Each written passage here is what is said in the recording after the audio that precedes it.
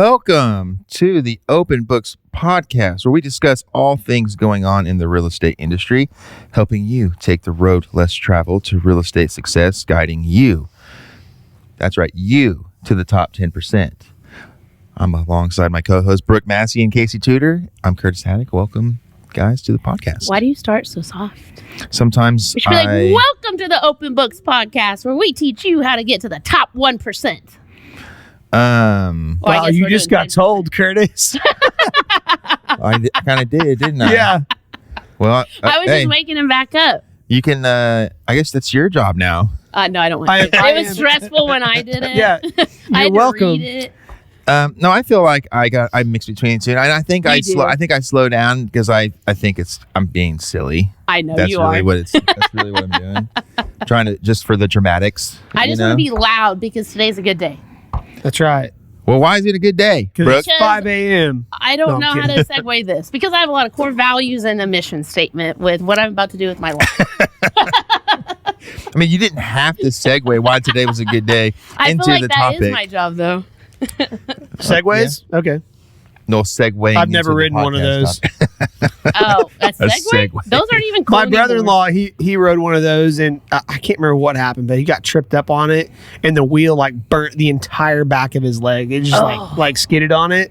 It was pretty bad. That's like did you ever do the hoverboards? Those are not Those easy. are so dangerous. Oh, I fell in Guys, myself. I don't want to talk about this topic. I lost half my net worth investing in segways. Did you really? No, I'm just kidding. I'm just kidding. I was like, I was getting ready to say segways are like a big thing, and they went away, and now there's Lime scooters. Yeah, that's why I said that. Oh man. Okay, so you said you segued into what now? We're doing what? I know my values down to my core, Nice. and I know You have a the mission statement to my mission. That's awesome. I'm like Yoda today, saying it all backwards. let me pull this up here. Casey, are you having a good day? I am. You got some contracts going today? I do. For real? No. I mean, sort of. Well, dang it, man. I mean, I've got a lot going on right now, and so I'll And- just say this month I'm not worried about money, but you know, in the life of self-employment, there's always next month. Yeah. My mom. You know, I took my mom to the eye doctor yesterday. Yeah. And she's like, okay, I've got my appointment for next year. Put it on your calendar. I guess she just like, that's our thing. I take her to the eye doctor. And so, and I did not get home till 6:30. Did you put it on I your picked her up calendar? at 2. I Why? didn't get home till 6:30. Well, What kind of because eye it was doctor? it was an hour-long procedure. They Your had eyes 2 dilated? emergencies, so they got behind. And then Oh. I even went and checked on a it was a listing that I had. procedure? I don't know what it was, but I didn't ask. You know, that's me. I don't ask. He just But- knows where to go. Doesn't even know the doctor. But At least you knew it was an eye doctor. I forget where I was going with it. Oh, yeah. So Go she home has a appointment for next year already. I'm like, man, I would love that kind of job security. I told my mom, I was yeah. like, I don't even know what I'm going to make next month. Yeah. If like we could start telling all of our clients, like, okay, now you're gonna be buying another house next year, Right. on this date at this time. We got showing set up already. And if you cancel, then I'll charge you half a house. Right. That's right. I mean, that is one reason why I think, you know, we get paid decent, because otherwise we wouldn't do it. Well, I nobody mean, you can't survive yeah. that way. Yeah, people who think that we make too much, they just have never done this job. They don't understand. That's accurate. Because if they did somehow, inside joke, if they did somehow figure out a way to drop how much we get paid, then you're going to end up with, you know, not very not quality individuals helping you with it. Right. You know. That's correct. I mean, I'll tell clients this sometimes, like, you know, if I could list your house today, sell it tomorrow, contract on the next day, and get my paycheck, I'd probably charge you like $1,000, Yeah. and then I could just go do like, you know, 300 of these a year. Yeah. You But said that it to 'em? doesn't. Yeah. Yeah. Well, I do it because it paints a picture. Sure. It's like I don't say that one all the time, but I will say a lot like, hey, look, if I could sell your house on the first day, like everyone's life would be easier, and then we could all move on. You know what I say? If I could sell your house for $1 million, everyone's life would be easier too. I love Because that seems to be more like what they care Yeah. about. Well, I'll wait 30 days if you sell it for $1 million. It adds a little humor in there. They kind of laugh, and it kind of like, okay, I get it. Instead of being like, you just need to be patient. Yeah. Yeah. So, Segue. segue. Well, we segued way out of. I mean, I had a good segue, then you guys segued out with some segues. Yeah. Well, I will put that on Casey Tudor. So Well, let's talk about core values and mission statements. Like, what's the importance of even having that? Well, you have to know what drives you as an individual or a company. Well, we're all independent contractors. We're all self-employed. These are our businesses. So you have to have some kind of value and a mission that you can talk to your clients about, and they reside with you and want to work with you. Yeah, it's your. I mean, and we're all brands too. Like whether we know it or not, everything you put out in the world is a brand, and so identifying what your mission statement is and your core values will help you determine whether you should comment on certain posts or post certain things, because it could be counterintuitive to like what you're trying to put out there, accomplish from your mission statement. Sorry, man. Excuse me. The coffee. Okay, but it also allows you to set boundaries for yourself when it comes to, like, probably most importantly, like the clientele that you work with. Yeah, and I was actually talking to a newer agent about this like just a couple days ago, and she was just talking. She's like, I can't work with that person, and I was like, there's nothing wrong with that. Some people may say, well, you're in sales, you need to go after every sale, and there is some truth to that, right? But at the same time, what I explained to her, I was like, at the end of the day, like, you are building a brand, you're building a business for yourself, and it's already a burnout industry, so you want to create something that you actually enjoy working with the people that you have. So there's nothing wrong. If this person's going to take a lot of energy and emotions from you, then don't work with that person, right? And then come over here and work with somebody that does value you. Yeah. Or resides with you, or what you're trying to do. If you're joining a company, you have to know what you're joining. There are companies that we know of that are super sleazy, and turns out the people that join them are the same way.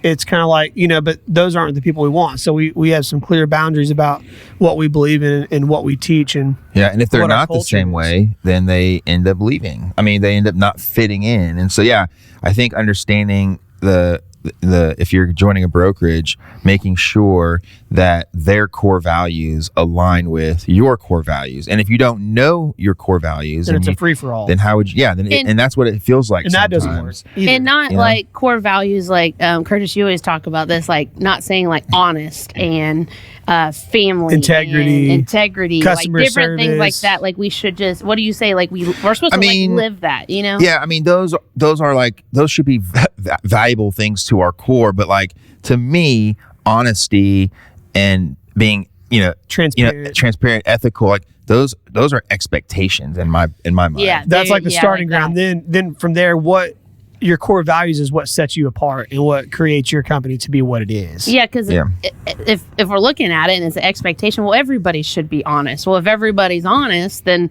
what are you doing that's more valuable than everybody else more that's honest. also honest, right? Right. Yeah. Because triple honest. Yeah. Whenever vendors are trying to come to us and they try to sell us on, why we should leave our valued relationship to come to them, and they're trying to sell us on, I could do it 2-week closing. I could do this. They sell us on like their products and on expectations, but not like, nobody ever approaches us and tells us their core values and what differentiates, like what's going to separate them from who we're using now. Yeah, because those things are like, they're good tools to have. Yeah. But at the same time, like my client is trusting me, and I'm trusting you to take care of my client to the highest standard, right? And so you could say that you do all of these things and have all this fancy stuff, but what if you have no work ethic, or what if you're not friendly, or don't have a good bedside manner to my client? Then it just went out the door. So what about Bert? Do you know Apple's mission statement? As you looked it up on the computer because you knew what it was. Yeah, I totally do. I totally do know what it is. Casey, will you just read it off your laptop right there for everybody to hear? That's right. Yeah, we'll confirm. We'll confirm if it's right or not. Okay, yeah. So to bring the best user experience to customers through innovative hardware, software, and services, and their vision statement is to make the best products on earth and to leave the world better than we found it. I can see that being clear, but also I can disagree with them because they can say that. They can say that. Well, and they do. They do these things, but they also make things a lot harder for money. Like charging you, and I believe they're in lawsuit for that, but charging you for adapters and things that cost a crazy amount of money because it's proprietary. And then the way information's stored on your phone, it clouds up your storage, so then you have to buy a bigger storage. It's all a game, which I do not appreciate, but they are in for profit. The unfortunate part is I do believe that it is the best product out there, so you just kind of have to deal with it. And they are user friendly. That is their biggest thing, is being user friendly and making life convenient. Well, but someone could argue that it's not convenient because everything that it's convenient for other people and other users who have Apple. Yeah. If your friends and other business associates don't have Apple, it's very inconvenient. Right. And so because they don't allow them to share the same information, right, apps and whatnot. Yeah. Or like I was trying to do something with somebody the other day, doing some kind of training. I was like, hey, let's just FaceTime so you can show it to me. Well, I FaceTime, like I can't FaceTime because I don't have Apple, Right. And so from that perspective, one could argue that that's not the best user experience, but that's just an example of, it's kind of it's a smart business and I practice. I feel like we're breaking them down because I still feel like their overall mission, regardless, if you do have all Apple products, that is their mission and they do live it and breathe it, right? Well, I feel like no one's going to be perfect. Yeah, when you get to that level, perfect. you're not going to please everybody for one. No. And there's a lot of gaslighting involved. It's for profit, so a lot of things happen. Google's mission statement is to organize the world's information and make it universally accessible and useful, which they do. Yeah. But they also are a little biased and won't allow just anything either. So, yeah, we're getting real picky. Yeah, So but I know. I was like, we're trying to be positive. So about what I'm saying, it's hard to come. That's It why is. it's so important to make sure that you stand behind your vision and your statements. Yeah, you have to, when you come up with something, you've got to understand, like, again, what's your goal, what, like, or your objective, what are you trying to accomplish, and and then go back to like your why behind it, and what kind of clients are you wanting to work with, what is your overall like objective that you want to put out into the world. Like put Google in there, Casey. Why is a mission statement important or something like that? Hold, please. A company's customers and investors can rest assured that a company is fully committed to achieving its goals and maintaining its values. And so you have a clear mission statement. Then not only is that going to help you, but it's going to help your customers. And so we're talking about from an independent contractor perspective, agents, real estate agents, and, figuring this out so that they can navigate and set boundaries for who they work with. As your business grows, if you have your core values and your mission statement established, you like I said, you're a brand. You're going to start, in order to grow at some point, you're going to have to start building out some sort of team. Yeah. Whether you like it or not, you got to have a team of people. And I'm talking like not necessarily just other realtors, it can but be one person. Transaction coordinators you're going to need to hire. You're going to need to hire maybe an assistant, somebody who, handles, writing your contracts, whatever the case may be. And then also other agents to help with your sales department, right? If you want to grow, you're going to have to consider those things at some point and figure out a way to to take care of every single one of those departments. And you're going to want to bring people in that align with your core values and your mission statement. So it's so important to take the time to sit down and think, what is my purpose? What am I here to accomplish? And how am I going to go about accomplishing it? I think that's so important what you just said with just growth in general, because like I have a big corporation background and they lost that. And it's so chaotic when you have this was a corporation, thousands of employees all together, and they all have different values and mission statements, and they're just here working to get a paycheck. And now it's just so much just fighting back and forth, and no one's actually moving forward because everyone's too busy arguing and doing whatever it may be. And same thing in real estate, right? You go hire somebody, and if you hire somebody and you think they're good and you're not looking at them as an individual and what their values are, and if they align with your mission and what you're trying to do for your clients or whatever you're trying to do with your career, that's very detrimental, very, very detrimental.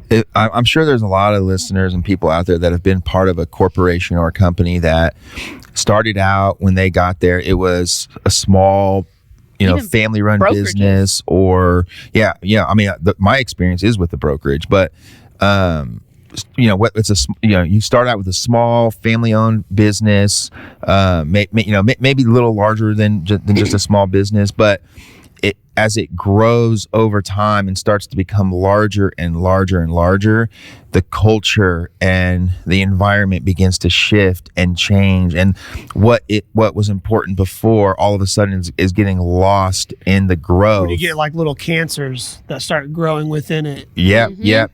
Stuff that is kind of outside of the ownership and leadership's control. Mm-hmm. And all of a sudden, you had this small family-run business where, they had these values. Yeah. And then all of a sudden it gets in there and you guys know what happens with cancer. It just spreads and spreads and spreads. Undetected for a while. Yep. And then all of a sudden you don't have a culture, you don't have your core values, and it falls apart. And then you become, a shell of what you were. Now you might still be doing great profit wise and monetarily, but it's going like what you had before propelled growth and success. And so now if you lose that, you're going to have an environment that you kind of like morale is going to be low. People's taking ownership over what they do, and them wanting to see the company succeed that they work Jealousy for. Starts. All these negative things start to take over. The ick. And you become like the company again. Any number of things can happen. The company is either going to flatline and just be what they are, or people, and then there's going to be high turnover and things like that, or the company's going to fall apart and it's going to die. And unfortunately, it can happen quickly. It can happen very quickly. The company that I worked with fell apart very, very quickly. Yep. Luckily, I had. Man, my coffee. Removed myself. Yeah. I removed myself before it happened. But I could see the writing on the wall. Yep. And I saw how this company got away from what made them special. Yeah. Because I really felt like they were special in the beginning. It's so I think what happens is you start gaining some traction and seeing some success, and then they're trying to maybe shortcut it by making decisions that go against the company values. And that's what was happening. And to not be like, not to get too much into this part, but like what I've been watching a lot of the P. Diddy stuff out there, and a lot of these artists that joined him and Jay-Z, they didn't just end up to that point. They worked their way up to that point and were probably already decently successful beforehand. And then they get this opportunity with an artist like Jay-Z or P. Diddy, and then they're compromised. Yeah. And then everything, look what happened. It's all falling apart. I mean, I've been hearing stories about that, and you get into these situations. Yeah. I mean, once you're compromised, man, it's challenging, and and money will do that to people. But and that's kind of like greed, what power, all of that stuff, and that's kind of like if you lead with that kind of stuff, if your core value is money, then your culture, you're not going to have a culture, because it becomes all about money, and that's All what about happened. you, Yeah. too, and not people. Yeah, you have to have Yeah. your own mission statement, your own values, because when you get to that point, you have to learn to say, no, I'm not okay with Well, this. you also have to recognize that if the company you're working for, you have to recognize when what they're doing and the decisions that they're making are not aligning with who you are and who your core values are. I mean, Absolutely. that doesn't mean that if your company does something that you disagree with, all of a sudden they don't match your core values. But we're talking like core values. And what was happening with the company I was at is they were saying one thing, Right. agent first. We care about, this. We're gonna, I don't remember what their core values were, and it was some silly things like honesty and we're gonna do everything for the agent. Well, then, if you better be very careful about what you make your core values and your mission statement, because then if you make a decision that's for money and it goes against your core values, then that's when you start to have a problem, and now you're compromised. And once you've made that decision, it's like, well, I've already made the decision once. It's easy to just keep making the decision. Core values and your mission statement also can hold you accountable, so that you're not biased yourself to chasing the power and the greed and money and things like that. And so it's so important. And you can have these core values and these mission statements within your family too. That way, everyone knows how the family operates. I think we've done that before. With your family? Yeah, were you there? You mean for that? At the company? Yeah, but we did it with our families. Maybe you weren't there. No, we did. With Greg. His name is Greg. Can't remember his last name, but it was good because we all brought our families, and then we all put a mission statement together on how we were going to operate as a unit. I love that. It was really cool. I really love Yeah, that. well, because then you can align it up with your business too, and make sure that your core values are matching. You know? Oh, which I think that is so important. If your home life and family life isn't, matching or understanding, like that can throw you off too. Especially in our business, you need so much gosh. support from your family. If I didn't have Brittany in my life, I mean, there's no telling what I would be. I mean, you didn't have to have an awkward silence. I know. I wouldn't, but Everyone pause for Brittany. Thank you, Brittany. Yeah. Thank you. Thank you. We had a moment of silence for her. Yeah. Out of respect for everything she does for the company, because I can do Brittany a doesn't lot, work but- for us, but she does a lot for the company because of the support she gives you. You know? Absolutely. So, Well, let's. Are we ready to talk about like our core values and mission statement and where we got that from? No, that's a secret. It's a secret. I'm Okay, kidding. I'm podcast kidding. is over. yeah, I mean, Just it's actually plastered all over our website. So Yeah, that's right. if they wanted to go find out, go to our website. Well, we haven't like changed our mission statement, but we've like definitely enhanced our mission statement Yeah. like as we grown. We did. But our core values have pretty much stayed like to our core from when we first started to where we are now. I don't And remember we're growing. enhancing our mission statement Yeah. either. We Yeah. did it. We did it in the conference room all together. When we did When we did Yeah, our but that was the first, first- when we that did our was, first company or all day meeting or whatever. Yeah. traction thing. But that was like the first time that we really We had like a true mission statement. Well, we had it before, but we realized we could make it better. Yep. Lauren was there. Tweak. It was Well, a tweak. A tweak. What yeah. is our mission statement, Casey? Brooke, why would you do that to me? I thought you had it written down on our notes. No, I know what it is. It's, You know, it's our mission statement actually incorporates our core values. I know it in my as heart. as well. yeah, like I know what it is, but I can't recite it. Well, it's word on for it's- word. Okay, I'll tell you how why good would you it is. just type it in and just say .com? What are you doing? Are you one of those people that pulls it up and then goes Hey, to Bing? do you guys know how it feels to be called out on your own podcast? I know, but I'm still watching. I'm like, what Well, are I you was thinking doing? about- You're well, I not- was now thinking you're about Googling, going- I'll like- wait for my turn because I'm Curtis Googling out. it on Yahoo real quick. If you You're guys Googling would it on just hang on, build others up to increase the success of real estate agents, nurturing their growth as both producers and entrepreneurs through exceptional mentorship. creating and encouraging family culture while advocating for our buyers and sellers honestly and professionally at the highest level. Honestly and professionally at the highest level. As Curtis's phone rings. Yeah.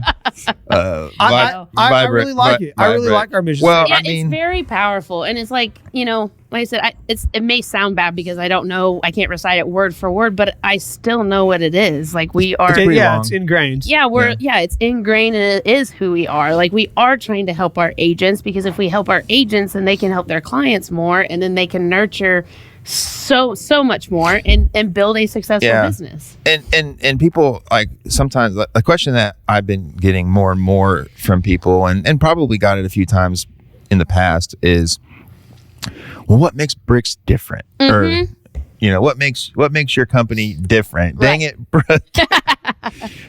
And I'm just, and the answer is our mission statement. Like, we truly are going, like, every decision that we make ties back to what is our mission statement. And in the very beginning of that, it's to build others up and increase the success rate of agents. So that's the first part of it. And everybody loves to talk about a failure rate, right? The failure rate in the industry is way too high. It's 90%, right? Depending on who you're talking to. I mean, you hear anywhere from 85 to up to as high as 95%. That means in some every cases. 100 agents, 10 people succeed. That's it. That's it. And so it's unacceptable, and granted, what's crazy is that the total number of agents is either stays the same or slightly growing over time. And so that means if 90% are dropping out and failing, but yet the number is staying the same, that means that it's the barriers to entry are very low, and we're all constantly, replacing people with new agents. And I think that does not help the professional look of real estate, because you always have new people, but the training aspect of real estate is terrible. And so in order to increase the success rate, you have to have some sort of training program. Most brokerages that I'm aware of, their training program is classroom training, and very or it's just motivation. or just videos, and then I'll motivate you. Our industry understands we need training and mentorship, but I truly believe that no one knows how to implement it. No, it's because the system hard. is set up right now to not. How do you do that? You have to start. In order for these other brokerages to have a training program, they have to hire a trainer. They have to hire people to be the trainers, and because. And does that align with their values? I mean, who knows? Well, it should, because most of them will say they have good training and that they want to help their agents, right? At least I don't know if that's part of their most brokerages. Their mission statement is probably gonna have to do with their clients only. And from a brokerage perspective, the real estate agent is the client. And so when we came up with our mission statement, it had to be focused on the agent, but also how can we help which supports the client, which then supports the client, because as an agent, the client is the client, but. And you have to have clients for all of us to even make money or survive. And the problem with the whole industry that I'm getting at here with training is that we have squeezed margins so low. It's a competition for bodies is really what has happened in real estate. And so brokerages are, like, new brokerages are coming out, and they're trying to win people over with the highest split, with you making the fewest amount of money off of an agent just to get them in the door. And so people, there you go, they're leading with money, and they're trying to say I get recruiting texts all the time, and their value statement that they're leading with is, hey, I could make you more money at my brokerage versus the brokerage that you're at, and they don't know anything about the brokerage system that they're recruiting from. And the agent has no idea that this person's being greedy and just wanting to bring on, because the for whatever reason, owner is, they realize at the end of the day, real estate's a numbers game, right? Yeah. If you can go get 100 agents, right, you may only end up with 10 of them left with the fail rate, but those other 90 agents sold probably quite a bit. I forget what the statistics are. Jennifer was watching a Tom Ferry thing, and they were talking about how like this year, how many, it was like 16% or something Something sold crazy, yeah. 6 or more homes this last year. And that's just mind blowing. Well, I'll bet you of the 90% that fail, I mean, they're probably selling a good percentage of the market share because they're selling to their family and friends, and they're getting 1 or 2 deals a year, but it's not enough to sustain them, so they end up leaving. For me, like, and again, just going back to like corporation rise, because I used to manage people, but I would have to bring people on and train them. That's a lot of time and effort and company dollars that is not accounted for. And most people are looking, at numbers and reports, but people don't also think about the other things that you can't record, right? Yeah. And so it blows my mind. Why would you bring somebody onto your team or onto your corporation if you're not going to make them the best possible? Brokerages, and that's the problem. Brokerages don't have the budget. They don't have the profit margins to incorporate a training program or a training system. They don't have the time or the time, and that's and the way it's set up. And that is. I mean, there's tons of money in it. There is. Tons of money in it. Where you're at, right? But for the most part. Think about it. If you go get 100 agents, okay, and not having a training program, 10 of them are going to succeed. Oh, okay, I guess you're saying. But if you pour money into training and you can get 50 of them to succeed instead of 10, you know how much money that is? Yeah, because they don't. You're fighting, like, first they get into the industry, they hear this 87% failure rate, but I think a lot of them don't even consider why that is. Even if you tell them, they still don't understand, because they first have to know why they're doing this. They have to have the drive. They have to have the motivation from that why. And then if they have all that, then they need the proper training. So it's like, there's just so many things that have to come together for someone to be successful. There's like probably 1% of the population or of realtors that's like, no matter what, they're going to get into the industry, no matter where they are, they're going to become super successful and become a millionaire. That's like very, very few and far between. But everyone thinks that that's what's going to happen. And so, again, that's what separates our brokerage, what I believe, from the rest, is that we built our foundation off of a true training and coaching program to where we have made it to where we have the time and the resources invested into helping agents grow and be successful. So our mission, build others up to increase the success rate. Our whole entire platform is built off of that. It's an imperfect system, and we cannot eliminate the fail rate. No. In fact, we started tracking it because we wanted to make sure that the foundation that we set up actually is making a difference and having an impact. And so far, it is. You want to say 90% of people are failing in this industry. Well, at our brokerage, it's almost completely reversed. Mm-hmm. And it's, we're at roughly 75% success rate. So only a 25% fail rate of the agents that have walked through our doors that are failing, as in they end up getting rid of their license at lapse and are no longer in the industry. But then you take it a step further, and what I think the misconception, I think you guys would agree with this from our company, is when you start talking about training and everything, the immediate perception is brand new agents. And we will be the first to tell you, regardless of our experience, regardless of the hundreds of millions of dollars of volume that the three of us combined have sold, we might be getting close to $1 billion in total sales, which is crazy, right? We still need training and coaching and mentorship, and we need to pour into that. And so when we training is also for the established agent who's learning how to grow their business. Well, I'm gonna go back to the traditional trajectory. Is that the right word? Of a real estate agent from Gary Keller's book, The Millionaire Real Estate Agent. Right? There's 7 levels according to that book, but I kind of shorten it down and make it simple. Like you get your license, you're a brand new agent. You need training, right? You need to figure out how to write a contract, how to prospect. That's usually what you're focused on. What is real estate about? Then you become a top producer, and then maybe you're selling 50, 60 homes a year, and now you're looking around and like either you want to grow or buy some more time back. Well, you need a coach and trainer or mentor or somebody to help you do that properly. Right?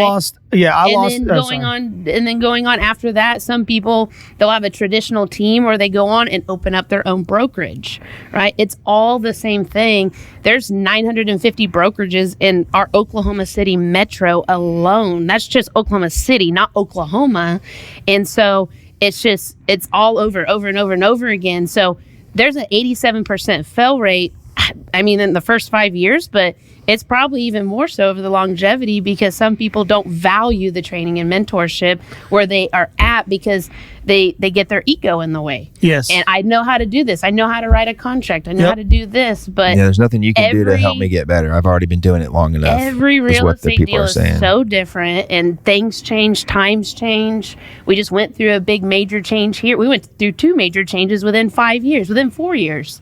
We had COVID and then the NAR settlement type stuff, you know? Do you want to know what my biggest pet peeve is? Go ahead, because you actually were going to say something. I was just going to say, it's like, actually to that point, exactly. I've been talking with his agent and trying to get him on board, and he would fit our culture really well, I thought.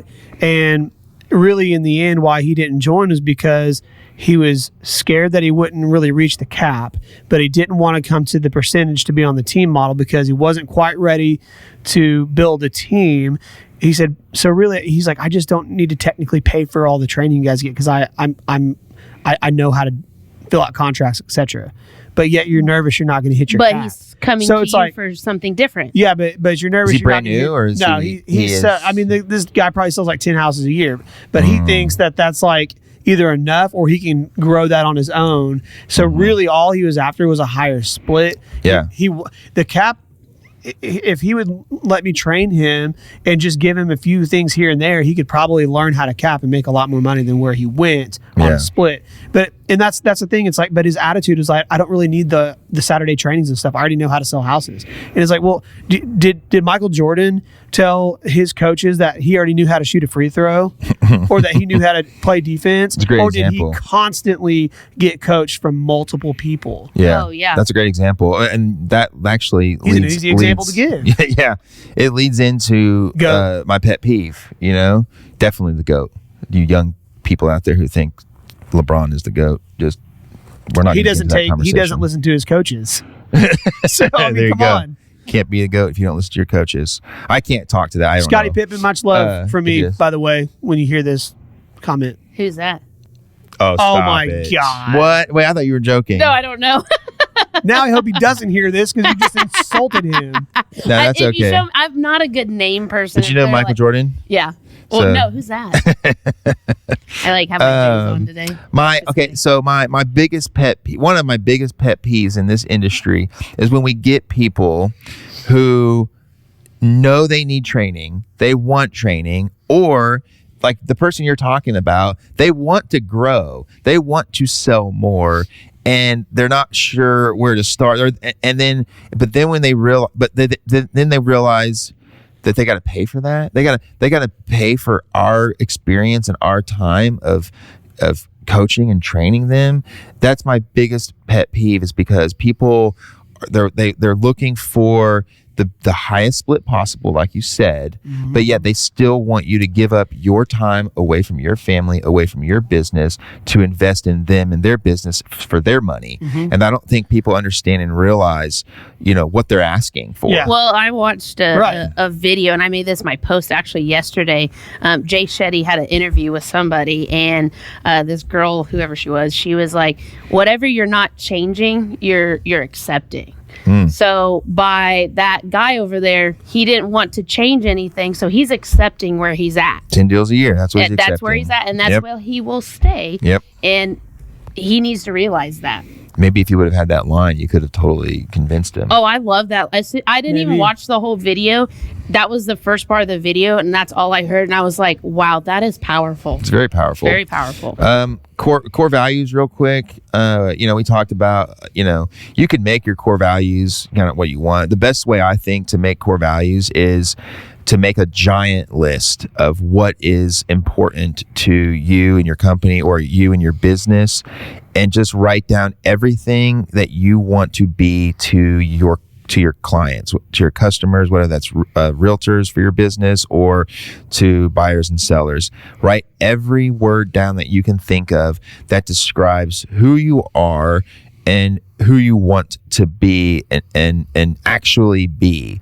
Then you look at that list and you have to narrow it down to no more than 5. Yes. I mean, 5 would be, the maximum I think that you'd want to have as far as core values go. We can look at some of them, and I'm sure some of them can go together. That's what's going to happen. More like prominent. Yes, and then you'll come up with something that kind of some words that tie into to meet all of those. And so I know that you guys can say our core values without looking them up. Yeah. Right? Build others up. Think big, do big.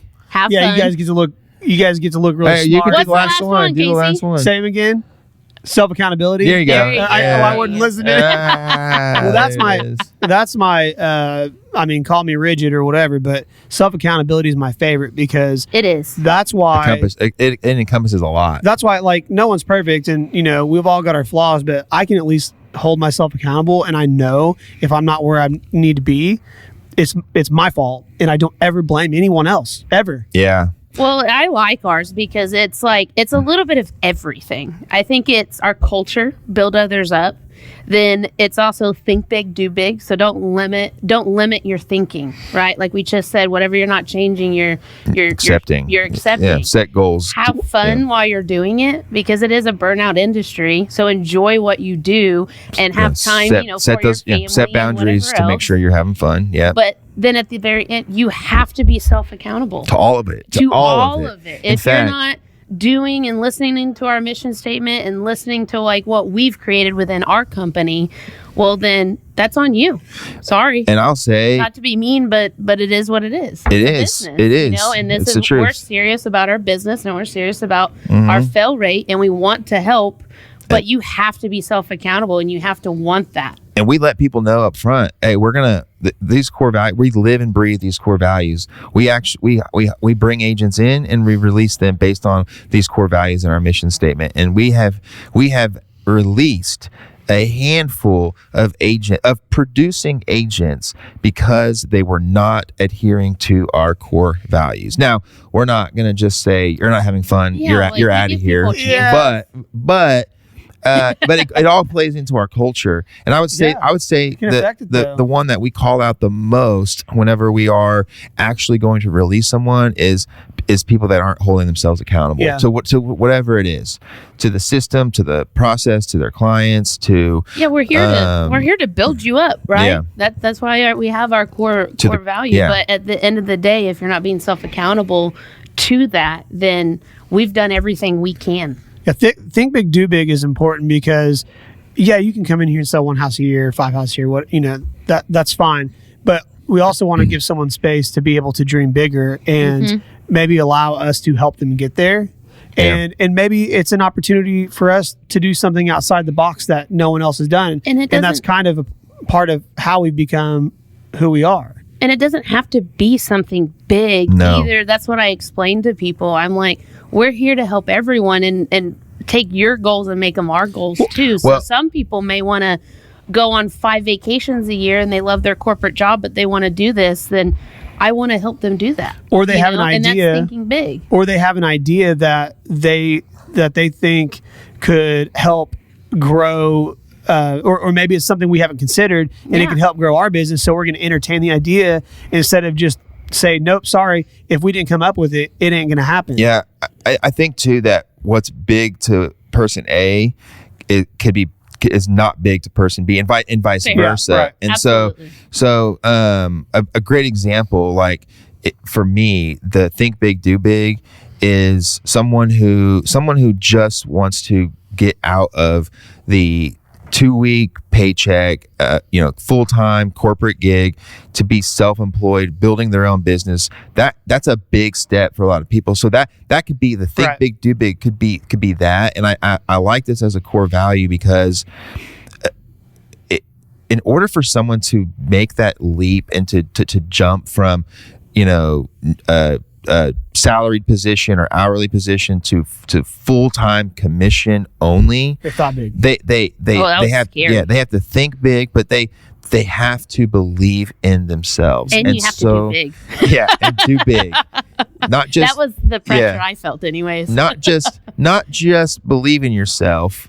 Well, you can't. I just feel like if you don't believe in yourself, you're not going to be able to No. do the action behind it. You can't. And You have to be confident. Yeah, so many people these days, like that I see, when their job is their safe space, and as soon as they get a little bit outside of that comfort zone, it gets, the pressure is too much. They go right back, and it's like, bet on yourself. Like you can do this. Now be smart about it. Save up if you need to. But then when you save up, the point of saving up is to give yourself time to build your pipeline and grow. So you're a lot of people will save up, and then they still don't want to take the leap because they don't want to lose the nest egg that they've saved up. And so now they want to make it work and keep the nest egg. And it's like, no, remember, you saved up to give yourself time to bet on yourself. I hate that money Take action. It's such a heavy weight on us, because at the end of the day, you can always just go make more money. Yeah. And yeah. that's a hard pill to swallow, and people are like, "What the heck did Brooke just say?" But it is true. Money is money. Yeah. But it really is like we'll go get in debt, but then I can go get out of debt, and it's just my decision or whatever it may be. But things happen, things get taken away, but it's always seasons of life, and I think people forget that we have 4 seasons. Well, it depends where you're living. In Oklahoma, we have like 17 all in one day. No, But- yes, it's 4, but yeah, you can experience all 4 Yes. within the hour. Yeah, I know. I feel like it's still- Oklahoma has but 2 seasons. Life is Hot and like cold. that. Yeah. Life is like that. There was a season I was in grade school. Then there was a season I was in high school. Then there was a season I was in college. Unless you're Billy then Madison, there's you a get to season go of back. this, right? But they're all different seasons, and they all teach you different things, and you grow from each of those things. Right. And I think people just Not me. forget that. Nope. I was a badass from day one. I think really Yeah, in the it's a end, lie. really, I've really met some in of the end, Curtis's friends from the past. you just want to make sure that you're always growing in some He was always form, or badass. you cannot be happy. Like, I just think it's part of the human design to want to grow, and I think it comes from basically, like, people always do better in numbers. Like, your chances of survival goes up when you're around more people, It makes sense. because you have people that can help you. Now you got a dentist. Now you got a doctor. If you're on your own, you can't pull your own tooth, or you could. can't. Well, that was not a good one. But you can't diagnose yourself I with think an it was. illness, You could. and you can't prescribe yourself any medicine. You could, but you might not be right. It's Yeah, the you might thing. eat the wrong berries.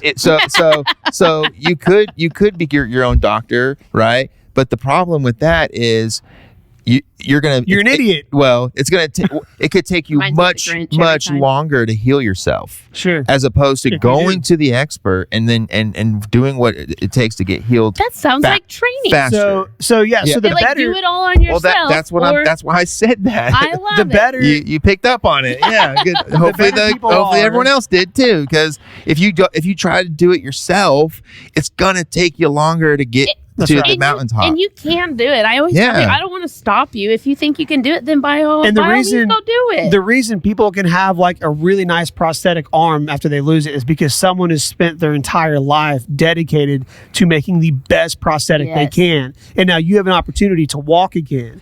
And With the you- prosthetic arm. well, whatever. I know. Well, they I'm have just kidding. Walking segways. wins. Yeah, yeah. Hey, listen, now you can. They have fancy segways now that you can like walk if you're in a Yeah. wheelchair. But see that's my point. Like you're going to be happier if you're making a difference. And so that could be a lifelong journey itself, finding out how you want to make a difference. But Find a purpose. The idea here is to keep moving and keep moving forward in something. Well, And it can be slow, it can be towards your fast, it doesn't mission. matter. Towards your mission. Everyone's mission is going to be different. I mean, not everyone is going to say that I will be happy if I'm making a difference. Unfortunately, that's not everyone. But, so whatever that your individual mission statement is for yourself, for your family, for your business, all of that, you got to move towards that. And never stop and never waver from it. If you start to waver from your mission, then you either didn't come up with a good mission statement to begin with, or you need to adjust your mission statement based on what's important to you now. Or you just need to adjust yourself. And it's weird how, like, when you do stop, what happens, like mentally, and even so, for my neighbor's sake, he's a 7-year-old little boy with myotonic dystrophy, and when he was in the hospital as a very young baby, he was on like 20 different medications. No. Well, the reason, and he had a trach, he had a feeding tube, he had all these things because he stayed in a crib for 23 hours a day. Well, when you don't move, your blood pressure goes up. Yeah. So then you need blood pressure medicine, and then that causes this and that causes that. Well, since he was adopted by our neighbor and our friend, Muscles don't grow, and nothing grows. yeah, and since he's been adopted and now he's 7 and not, so these last 5 years, he doesn't take any medication. He doesn't have a trach or a feeding tube anymore. And it's just because He's moving. He's moving and he's happy and he's loved. And I don't know. Kids will teach you a lot about life. Yeah. If you stop what you're doing and just do nothing, then you're not growing. You're dying. That's what they say. If you're not growing, you're dying. And what's crazy about that, the harsh reality of that is moving is hard. Like working out to make your heart healthy is difficult work, but the not being rewards healthy is difficult, more difficult though. That's right. And so I think I think that may be part of the issues. People are always wanting that easy way out. And we've always looked for more modern day conveniences that cause more harm than good. I love that you said like working out, because I was talking to Brittany like not too long ago. That comes from guilt, by the way. And it's like, it's just like Fear. working out. It's something we have to do. Yep. We have to do it. There's no one I could pay, because trust me, if I could pay someone to put a dumbbell in my arm and lift my arm for me, I probably They would. do make that happen. Like you're just sitting, all of a sudden your muscles are getting bigger. Like, yeah, whoa. That goes on the abs and you just push it, and then all of a sudden you're supposed to have a six-pack. And Yeah, it's like, come come on, on. guys. Like, you have to eat healthy and you have to work out, right? And it's just something we have to do for our health, or else we start dying a lot faster, right? Or whatever. We're not there for our family, whatever it may be. And so it's just like, there's no easy way around it. You just have to do it. Right. And it's stupid. Do it. It's not stupid, but Do it. it's stupid. This is a great podcast. Yeah, guys. there's no I easy feel way out. passionate this morning. Yeah, there's no easy way out. I mean, just do it. Be self-accountable. and just know that, like, quit looking for the easy passive And way. if We're all you think looking real for estate's that. the easy way out, just keep doing what you're doing. Well, Yeah. we're in such a world of convenience and easy and fast and time and whatever else. Like at the grocery store, I'd go buy cost me a $2.50 cost on a watermelon. I could cut up that whole watermelon and sell it for $200 because I cut it, because people are paying for the convenience. And it's just and our world has just been more and more and more of that in so many aspects. Yes. TikTok, grocery stores. I mean, just anything. When I see the price of cut up fruit, I'm like, and people are 100%, because you But just for go real. pay Oh, yeah. $4 for Yeah. the watermelon, take it home and cut it up, and you have it for however long. Yeah. But our world is getting worse and worse and worse and worse with that, and so many people don't want to do the hard stuff and do the work to be successful, and whatever it is. That's why it's your AI is blowing career up. Just type it in, boom, I got a full Well, book. Yeah, if you I guys love need me core some values, ChatGPT, don't get me if wrong. you and I need love core me some values, just get in convenience, but ChatGPT and say, hey, what are the top 4 core values, and then put it on your website. There you go. There you go. No, I think I wouldn't what do that, you could but, do is know. do what Curtis said earlier, is write all the things down that you feel like you Represent stand you. for and represent you, and then maybe put that into ChatGPT and say, hey, help me formulate this Into core values. make it smarter. Yeah, into And core something values. about writing things down, it's like It's helps huge. it helps your brain, and it helps, like, I don't know what I'm trying to say, but it just really I don't really either. Well, this is. I'll tell you what you're trying to say. And so this is like if you write down your goal, like if I say my goals, it's one It's the thing. power of but writing. if I write it down, it like helps my brain remember more. It's a muscle memory. There's so much more power to it. Yeah, there's a Darren Hardy talked about when he was Yes. looking for his wife. Yes. He wrote down, and this is I think what people should probably consider doing. Whenever you are looking for that person or that job, what are the things that you're looking for in that person? Are they smart? Do they have a degree? What color's their hair? What do they smell like? How do they behave around parents? How do they treat children? What kind of volunteer work do they do? Like, what is it that you're looking for? And then when you know, look at yourself and say, what characteristics of these do I possess? Yes. Because I've got friends and my wife has friends that they want the world handed to them. They want this perfect person and this perfect guy, but they are an absolute disaster. So guess what type of guys they bring around? Disasters, Yeah. fires, because they cannot get what they want because they can't provide anything of equal value. So if you're trying to get into real estate, what are you going to provide to your clients? Well- What kind of person are you? One activity that I learned, and it's honestly one of the favorite activities I've ever done for myself, was you write down everything. Write down your clients, and you write, how do you want your clients to perceive you? And then Right. you do it with your spouse. You do it with your friends. You do it with your family, and you just kind of go on. And it's really powerful because it really makes you think. And then as soon as you write that down, as you go out to your clients, you're like, oh man, before you go to this door, I want my client to think X, Y, and Z about myself. So you kind of go in and you approach that client with X, Y, and Z, and the rest is history. Yeah. Okay. That was good. We can't drop any mics in here because, Dang. you know, Do you have a would you rather? Curtis. I'm looking at Lauren. What have you been doing this whole time? Would you rather go to Not look.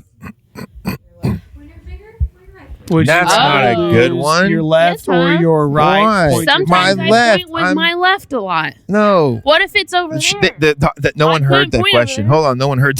I did. I Lauren's- repeated it. Oh, you did? Yeah. Oh, okay. But no one listens to me, so it's okay. Yeah, that's par for the course. So would you rather lose your right index That's a finger silly or one. your left My index left one. finger? I write with my right hand. I use my right hand for more things. See, that's a lot more challenging for me because I'm a weirdo. So I'm left-handed. We I already knew eat and that. I drink left-handed, but sports and I shoot guns left-handed. You're but everything ambidextrous? else I'm right-handed. But So but I'm what the are you same. doing sports wise? That's like all the time. That's Oh, that you're gonna I want to don't use need your right. to play sports anymore, I know sure. you're gonna choose your right index finger, dude. But also, I'm stronger right-handed. So you will get strong with your left because you're using it all the time, anyways.